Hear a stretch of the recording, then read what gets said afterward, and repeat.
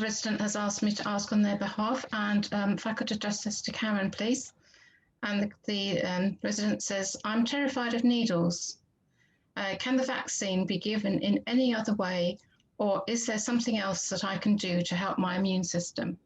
It's quite common, actually. Lots of people coming in saying, oh, I'm frightened of needles, and it's people that are quite unexpected, really, saying that. So over to you, Karen. Usually having lots of tattoos, but never mind. Yeah, this is actually a really good question. Well, there's two questions here. In terms of being able to have it in any other way, not yet, but they are looking in the future for the possibility of nasal sprays or even tablets. We already give children the flu vaccine via a nasal spray, so it's not impossible, but that doesn't get around their current fear.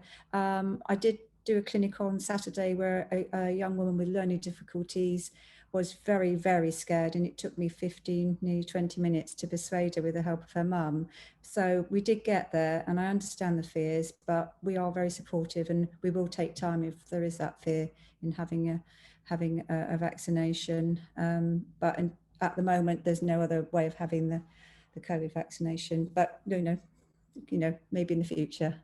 The second part is a bit more general, really. I think, again, we're going back to looking at your general health, the important things of eating well, sleeping well, in relaxation, because stress has a high impact on your ability to fight off infections, as we all know as well. So looking after yourself, making sure you eat well is really important.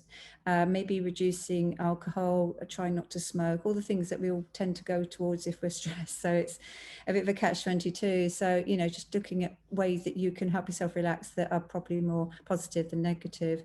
Dietary wise, I think that has a big impact as well. And I think looking at, are you eating a reasonably good diet? And a lot of people don't know what that means, so it's about education again.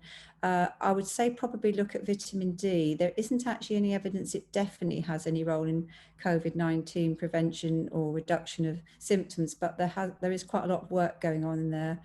The NHS say, yeah, there's not enough evidence to suggest taking it just for COVID, but there are other reasons to take vitamin D, particularly in this dark country we live in through the winter. So we suggest a small dose in adults of 10 milligrams, but we also need to look at people who don't go out, who live in nursing homes or protect their skin or of darker skin as well. Maybe they ought to think about taking vitamin D all year round, and it has a lot of other things it can do for us. I guess maybe probiotics might be the one other thing you could take if you can afford it. They're, you know, it helps the gut, but again, you know, this is expense and education. So I would probably concentrate on making sure that they are eating well, sleeping well, and trying to reduce the stress and any negative influences like alcohol and smoking. I hope that helps.